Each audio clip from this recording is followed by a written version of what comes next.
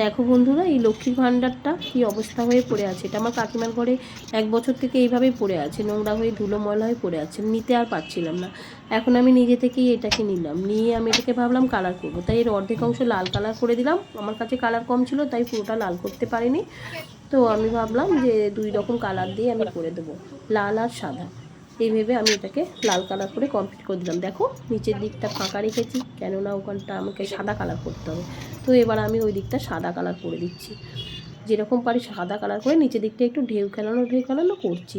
এটা আমার ভালো লাগছে, কেননা একটু নতুন ডিজাইন হবে। সবাই তো আলপনা দিয়ে কলকা করে করে, আমিও এটাকে চাইলে পরে একটু আলপনা দিয়ে দেবো, আমার ভালো লাগে বেশ আলপনা দিতে। তো এখন আমি এটা এরকমই করেছি, করে এর গলাটা যেটা দিয়ে মানে ধরি ওটাকেও আমি লাল সাদা কালার করে দিচ্ছি। দেখো খারাপ কিন্তু লাগছে না, কলকা ছাড়া যে খারাপ লাগছে তা তো নয়, খুবই সুন্দর লাগছে। আমার তো সুন্দর লাগছে, তোমাদের কেমন লাগছে কমেন্ট করে একটু বলো। আর প্লিজ আমাকে একটু সাপোর্ট করো। দেখো কত সুন্দর লাগছে, কোনো ডিজাইন ছাড়াই সিম্পল একটা ঢেউ ঢেউ ডিজাইন, দুটো মাত্র কালার।